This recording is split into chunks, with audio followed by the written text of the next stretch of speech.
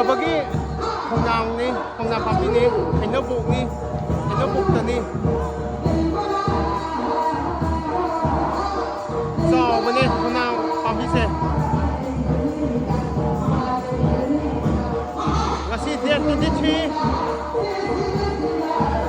May 2025 ni